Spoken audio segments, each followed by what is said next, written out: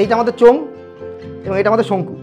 যে চোঙ এবং শঙ্কুর দুটোরই দেখো ভূমির ব্যাসার্ধ সেম, খেয়াল করো, সেম তো, ভূমির ব্যাসার্ধ সেম এবং উচ্চতাটাও সেম।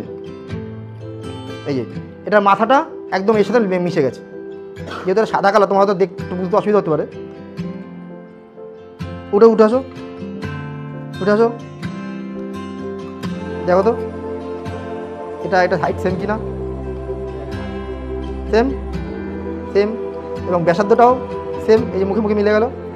এইবার এর মধ্যে যতটা জল ধরে তার 3 গুণ জল যদি এর মধ্যে ধরা হয়, তাহলে আমরা প্রমাণ করতে পারবো যে শঙ্কুর আয়তনটা চোঙের আয়তনের 3 ভাগের 1 ভাগ, বা চোঙের আয়তনটা শঙ্কুর আয়তনের 3 গুণ।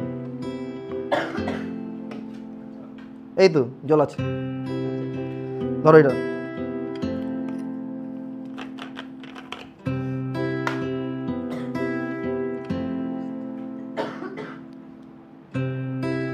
হচ্ছে রেশনের দোকান দিয়েছি, তেল ঢালছি।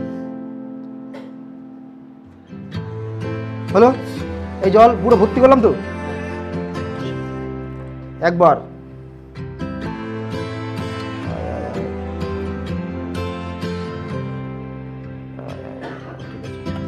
দুইবার,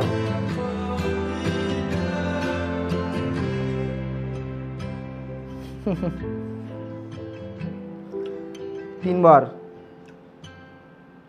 হলো, কখন হলো? ভাবতে যাবে তো। তাহলে কি বললাম আমরা, যে এর যে আয়তন তার 3 বার ঢালার পরে এটা পূর্ণ হলো। তার মানে এখান থেকে বলতে পারি যে শঙ্কুর আয়তনটা চোঙের আয়তনের 1/3 অংশ। জলটা কি হবে? খাওয়া যাবে না, বাইরে ফেলে দাও, দরজা দিয়ে বাইরে ফেলে দাও।